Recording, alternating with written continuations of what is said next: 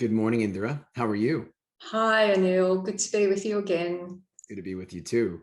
Um, we've been on an 8-week journey, and this is week number 9. Yes, Um, Amazing how fast time flies. it's been a really, really great journey, actually. Totally has. And I mean, even just as we were kind of chatting and prepping for the session today, looking back and kind of understanding the 8 elements and how they will, hopefully change people's lives, how they've already changed our lives. It's a starting point. And something a thought you left me with last week that really stuck with me is, transformation is a practice. It's not theory.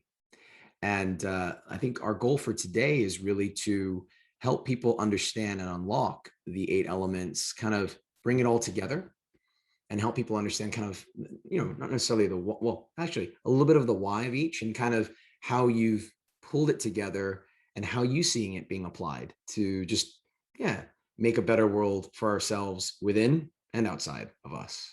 Would you say that's a fair shout? Yeah, absolutely a fair shout. And I think the thing that's life-changing about this is that the 8 elements give you a different way of being in order to get a different result, and I agree. absolutely a better result. I absolutely agree. I mean, even just finishing on meditation last week, it's something that I think people may do or they hear about, but they don't fully understand. But I think even topics like attunement, contemplation, um, we don't really discuss it. I think people hear intention, they hear mindfulness, but I think it's almost um, how do those elements kind of come together? These things that we hear in our day to day, what could they mean for people as they understand them and practice them more, whether it be all together in one day or one a day or a couple a day. I think just giving people that perspective from your side would be beautiful.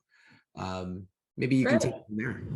Yeah, well, we can. What I'd like to do is actually go through each one and just essentially recap very simply, briefly, why you would use each one of these processes, these practices, Mhm. as part of a process for creating a glorious life on Yes. earth. Yeah.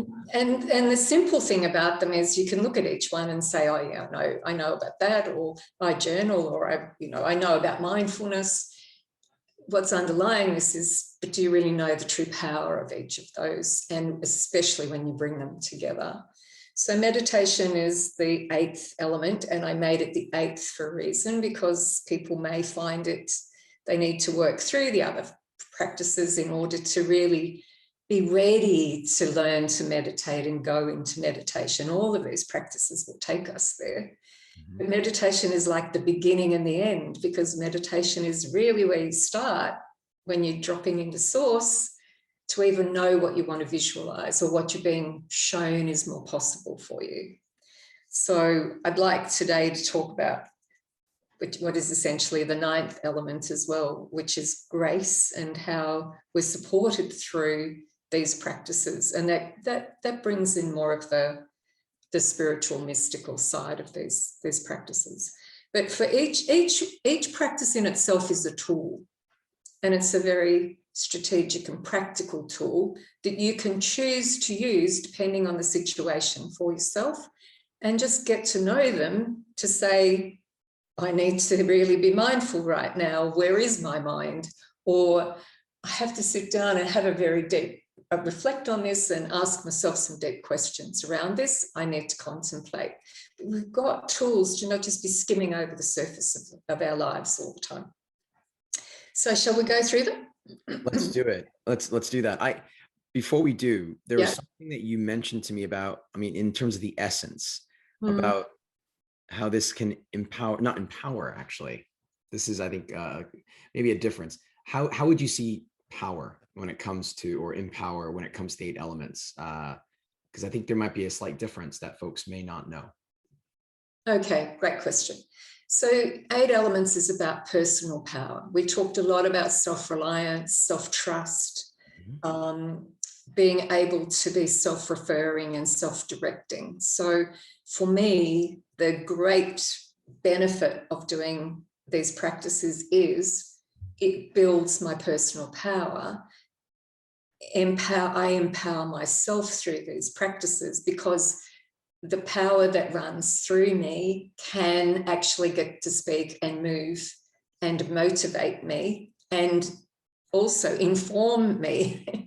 So we do that to tap into that conscious power that's creating this entire reality, this entire universe, essentially. So, and that's consciousness itself with a capital C, or what we've been referring to a lot as source.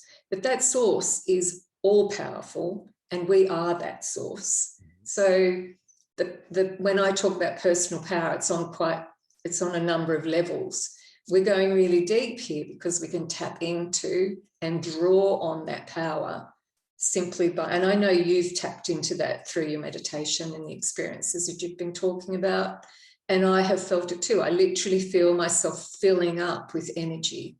I feel myself filling with this incredible depth and strength and warmth, and it's power. So I talk about power with a capital P for that reason, because we're not talking about having power over someone. We can have power over our lives, but we're not having power over someone or being competitive or disempowering. That's not what this is about. This is about people being able to be in their full power, and every one of us being able to be in our full power. And by being in that full power, the service and impact that we can deliver is something you shared with me as well. Absolutely, because then we are clearer about what we're doing. We've got clear intention, we've got clear goals, we've got the energy to put into it, but there's this motivating force behind it that's almost like not letting us off the hook. It's just, this is a must do and a must have and a must be. So we're on purpose, and the impact that we can have is so much greater because we're not looking at all the things that we're trying to sort through and giving them attention. We're right down the track. We know exactly where we're going. And so the impact we can have, the way that we can draw on other people when we know that they are very powerful in themselves, we can let that power come through and we can achieve more together. So the end point is then, for me, my experience is I feel like I'm living with more meaning, I've got more fulfillment, and when I use this as a way of being with teams and coaching executives and anyone really, that's what I see for them as well. When they can tap into their own personal power, they end up making choices that enrich their lives and create more meaning and fulfillment. And we know for lasting happiness, it's about growth and meaning and contribution. It's not about owning and having stuff that's fleeting joy, that's fleeting happiness. So the real grace and huge gift of this is that you get to live a much more meaningful life. Which is what we all need. Let's be honest ourselves. Like, I think it's one thing to live, but when you live with meaning, it unlocks so much. And we're going to come back to that at the end, because there's a thought that you shared with me earlier that I would like to come back to. But before that, let's just go through the 8 elements and again, and kind of the why behind each. Sure. So element 1 of the 8 elements is creative visualization. So this is the very first spark of an idea or a vision. It's a dream or a goal that we want to set for ourselves. And we know, and particularly as coaches, we know that life doesn't really work if we don't have a sense of what we're reaching for. Even if it's just going out to shop for something, if we think of a trite example, we'll already have it in our minds. We're visualizing the thing that we want, that we want to go get. So creative visualization is the beginning point of bringing something into being for ourselves. We're creators. This is about the creative process, really. So the second one then is intention. When we have that visualization, we know what we're envisioning, we've got to put our intention behind it. So this is about our will and putting our willfulness and our willingness into making that visualization a reality. And it's also about tapping into divine will. Mm-hmm. What's that intelligent energy that's probably helped form that vision anyway, wanting from us as well. So this is a real means to success. Inherent in your intention is the means to be able to be successful and make this thing happen. And it's really key. I mean, the example I was using with you earlier is if you plant an acorn, you're going to get an oak tree. You're not going to get a silver birch or a fir tree. You're going to get an oak. So when we have a clear vision and we put clear intention behind it, we will see whatever seed we're planting come to fruition in some really beautiful, glorious thing. And it's up to us to nurture that and help it grow. So the third one is mindfulness. And this is where we know that our brain and our mind comes into, oh, can I really have that? Am I really capable of creating that? Or is it okay for me to be so successful? All of the things that go on around our mind, and we're starting to sort of bring this down to earth, if you like. So we have to have the right mindset and know how to still the mind. We've talked about still mind, wise heart, but really know and understand how the brain can help us or hinder us. Then the fourth one is energy. So this creative visualization, this idea is now actually starting to form. There's some energy coming into it and it's starting to take form. So it's getting substance and we're embodying it. We also have to put our own energy into it. We've got to do something. So this is where we take action. But it's also about, are we at the right vibration? Is our energy flowing? Is our energy at the right frequency to be able to achieve our goal, our dream? So they're the first four. We've talked in another podcast about this. First four is, this is where we get to in terms of, okay, we want something to happen. Then we start to sort of test and review and measure and see how we're going and look at, well, how am I going with this energetic vibration, this manifesting of my vision? Am I really getting there? So this is when we will reflect and go into contemplation, which is the fifth element. We might have to stand back and ask some really solid questions of ourselves and also dig into who we are and who do I need to be? What is it about me that I need to bring forward in order for this to be even more successful? And that's where our authenticity comes through. That when we ask those questions and we're dipping into our wisdom, we're bringing our authentic self to the picture and we're refining as well. We're refining the picture, we're refining the vision and how we're going about things. So in order to concretize that and clear up a lot of stuff, clear it out of the way, come into more conscious cooperation with that energy, that source that's working through us, that's energizing this and empowering it. Then we're using journaling. So that's our sixth element. So we're writing, we're exploring, and our contemplations need to be written down as well. But we could be doodling, drawing, capturing, going back to what is it I'm really wanting to do and how do the parts all fit together? All these different ways of creating, how do these fit? So a way to bring our minds into a clearer view of what we need to do next. And as we go deeper, we find ourselves then becoming even more aware that we're being guided in some way, and we head into attunement. So as we drop our brain waves and we lift our vibration, we're actually starting to attune to a higher order, if you like. There's a higher level of involvement in this, and we can tap back into the energy that gave us the vision in the first place, and we can get more guidance on how to make that come into being. And then finally, to go even deeper and have that absolute, immediate, direct connection with source and tap into the creative field. Deepak Chopra calls it the field of all possibilities.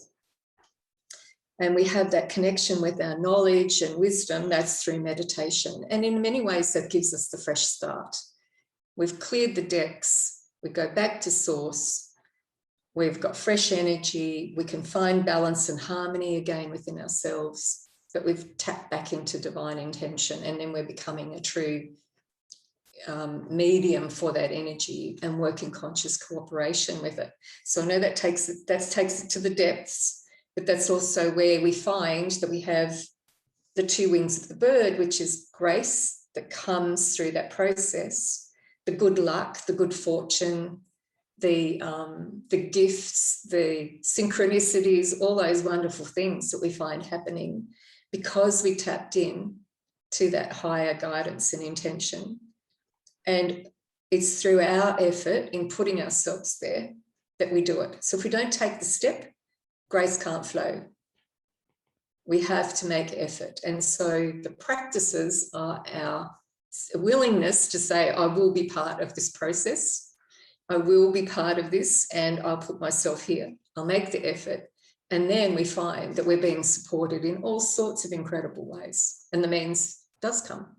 So that's the potted version of the last 8 weeks of what we've been going through. I'm going to jump in there and say, like, please do not just listen to this episode and think you've mastered the 8 elements. Please do go back. This is not meant to be the Cliff's Notes version, but before I ask my next question, there's something that you mentioned just now that I promised I'd call you out on if you said it, and you used the word process. Okay, and, yes. There we go. Yeah. And, hey, as a guy who's worked in process mapping back in my day, I always think, okay, there's a supplier input, there's a process, and then there's a customer, there's an output, right? And it's like, we start to think as human beings a bit linear, step 1, step 2, step 3, because it simplifies things for us. Mm-hmm. And I think what you mentioned to me is what this is actually meant to be is it's a ritual, or it becomes a ritual. And it's something that we do embed, incorporate, tap into in our daily lives. And just as I share that with you, the reason why I want to make sure that I'm using the word ritual as well is, I look back on these 8 and I think to myself, and we've chatted about them as we've gone, I do love to visualize before a race, before an event, before a meeting. I love to visualize and just think, okay, what is it that I want to land? What is my motivation? It calms me. It makes me, as you said, ready for it. But it's a sense of, who I'm going to be and how I'm going to come through. And, another one of my favorite ones is, because I'm not sure if we're meant to have favorite elements, but I am going to have my favorites. But you can have your favorites. Yeah. I know it's like the, of the top of the 8, I have my top 3. No, but intention is definitely, between intention and contemplation and journaling, I find them incredibly powerful because, it's one thing to think it and say it. It's another thing to jot it down and reflect and look back on, did I do as I said? Did I ask as I would?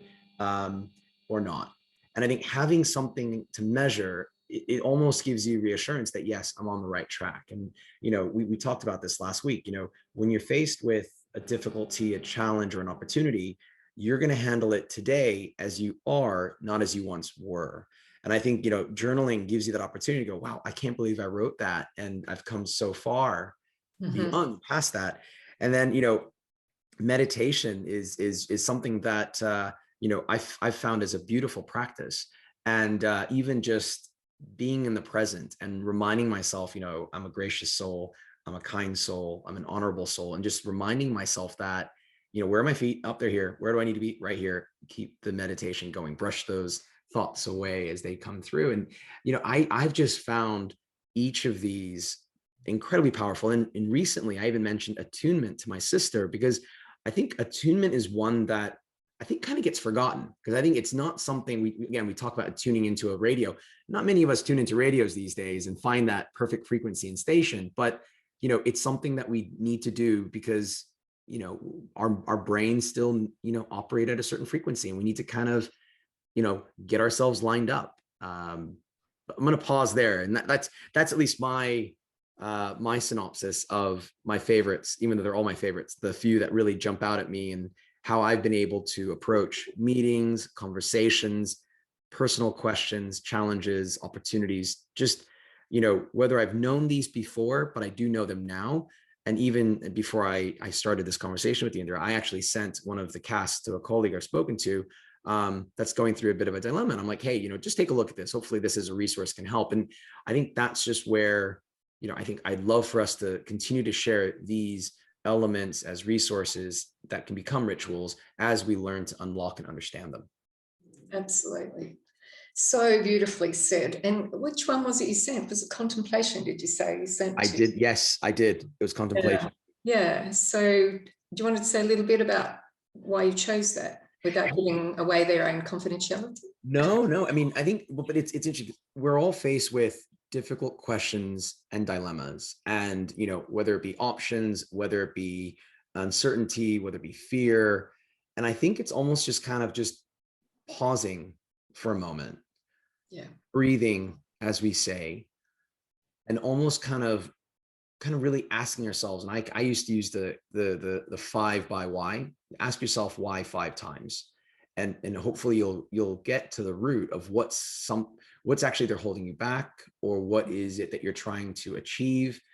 Is it lined up to your purpose, to your values? And it's interesting, the last 2 days, I've actually brought that up to 2 mentees, in terms of, here's my purpose. What's your purpose? Here are my values. What are your values? And I felt that contemplation is one that just brings us back into, that initial phase of just trying to understand, what is it we're trying to crack? What's the puzzle? Yeah. Yes. Right? Especially when you're in a long process that might take a year or more. Exactly. Just have to keep coming back. I mean, in finance, you have your quarterly reviews and all those sorts of things, and weekly check-ins with what's happening with your finances. We do that for ourselves. We need to be doing that for ourselves. Is this good enough? Is this a reflection of who I really am and what I'm capable of? Just not accepting status quo. And we always know when we need to question, because we don't feel good. If we're feeling good, we don't stop to question. We're probably fine. We're in flow.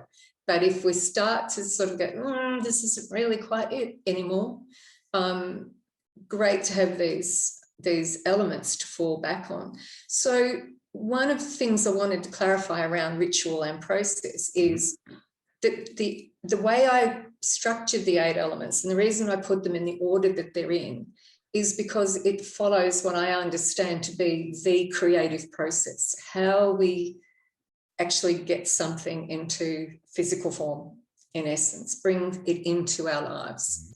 And so if you follow them through 1 to 8, you're in a creative process.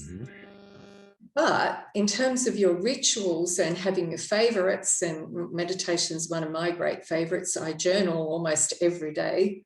There are the go-to ones that, as I said at the beginning, these are tools. These are very strategic, practical tools. So your strategy is, actually, I've lost sight of my intention with this, or I don't care right now.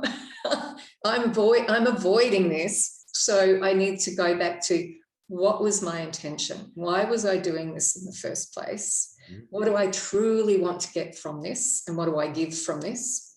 And then you can regroup. Then you can get some fresh energy flowing, because you've come back to, or you may have a different intention now.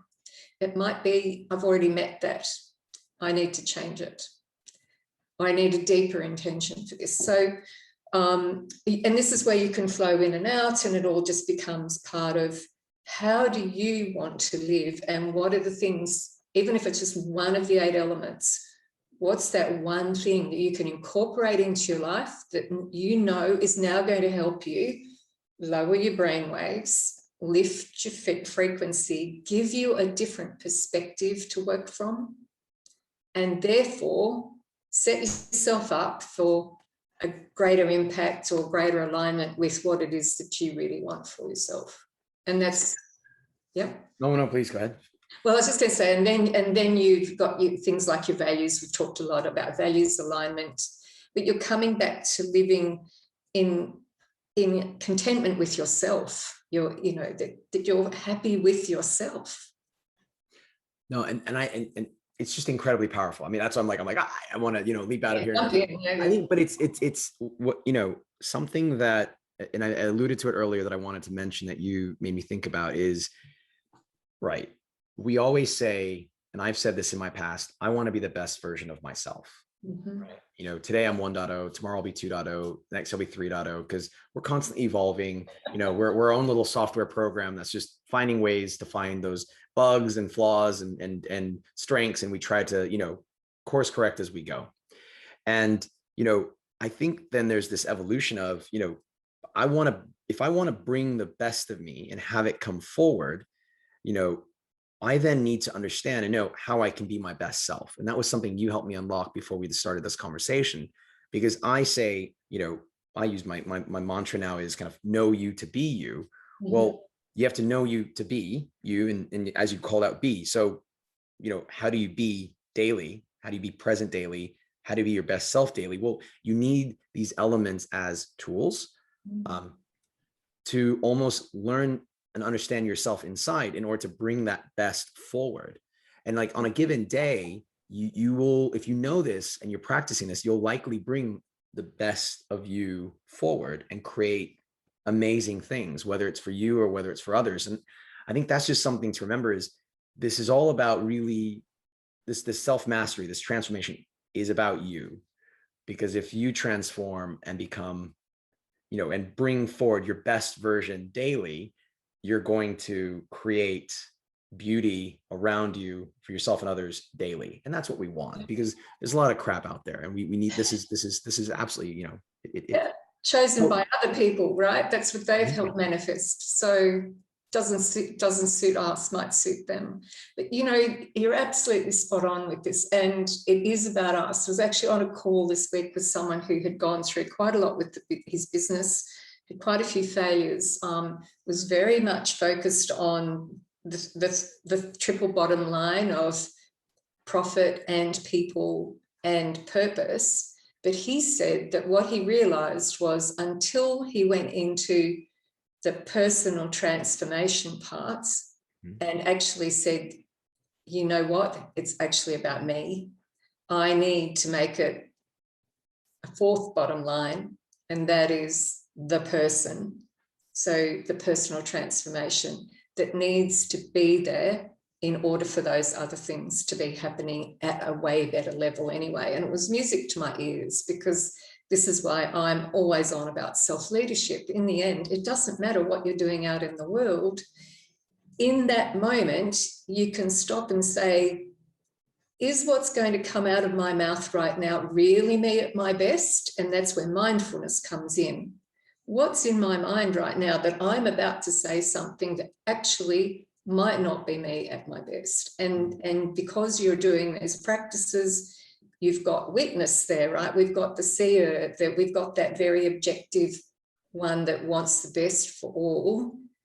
Watching, listening, being present, we're suddenly detaching, saying, oh, I can stop myself in this moment and make a better choice in this moment.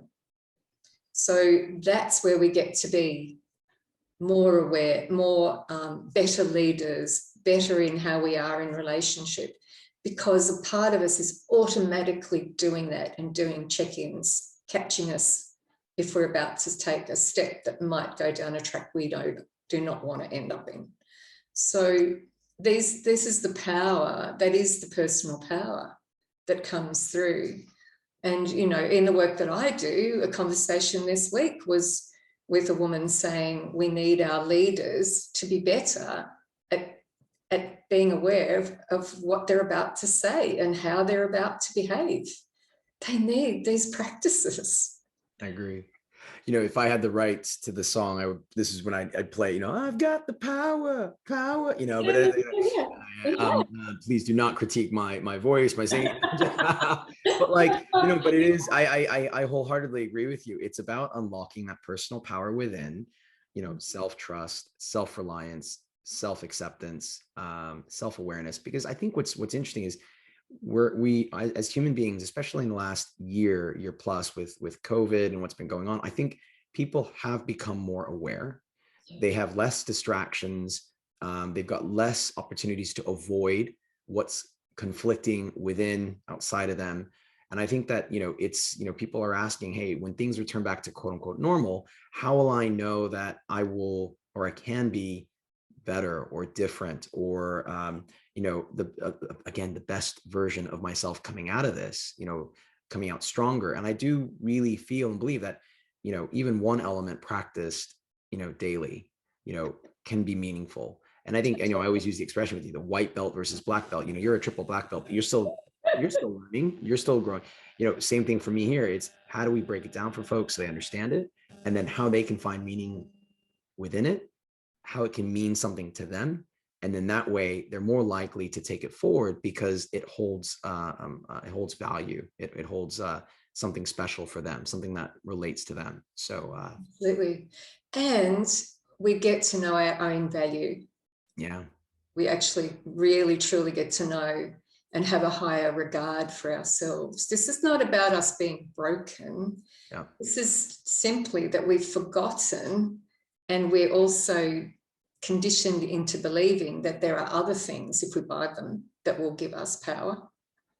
So this is about tapping into the power that we really have within us. And oh boy, life could be a lot sweeter if we were all doing that. And I think in the workplace, this is still the thing that people are afraid of. We're actually afraid of our own power. And we're particularly afraid of somebody else's power. When we're with a powerful person, it can be very challenging. But my vision is to be able to work in a team where we have a group of totally empowered, personally empowered people being able to bring their best and working together collaboratively on something. Then the ego has no place because you're in your power anyway. So it's a very different way of working and being together. And that doesn't scare me at all. I'm not scared when someone's stuck in ego and using power with small p in a very different way. That's when I'm scared. Well, I think it's something I've spoken to Fred about, unlocking ego. Again, it's the positive ego. It's the ego that's proud that, wow, like we've got a collective that's clear, that wants to transform, that has an aligned understanding of what we're trying to achieve, and let's all get after it together. I think the collective pride, the collective ego suddenly becomes more powerful than that of an individual that's trying to use it to harness power, or to harness control.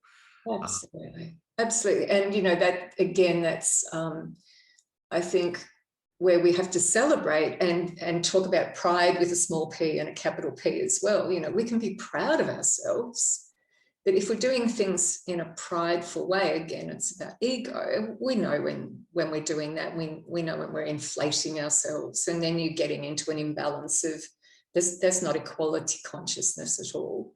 So, but we can be proud of what we've achieved, and we can celebrate what we've achieved.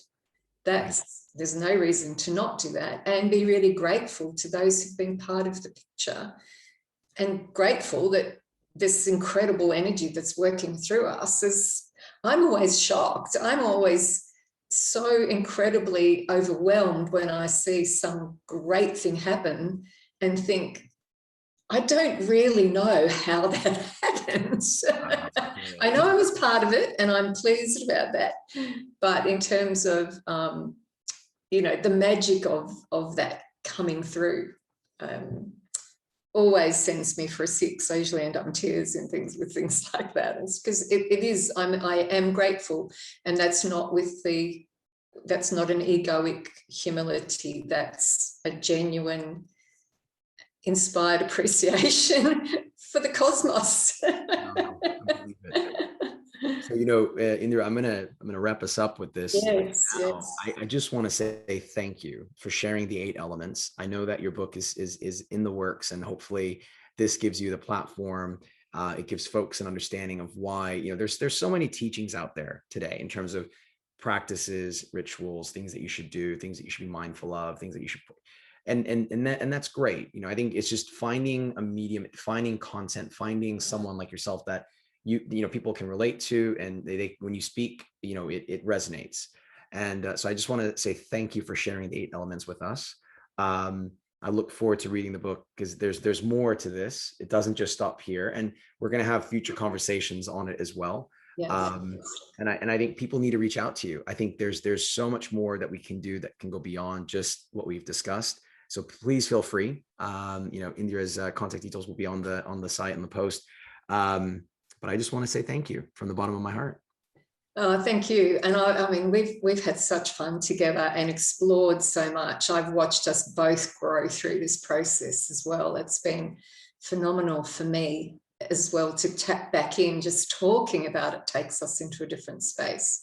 And just we haven't done any marketing about me in the past at all, but to just be clear that the help that can be, the support that people can get from me is through my coaching program around the 8 elements. So there's going to be more, there's a lot more coming.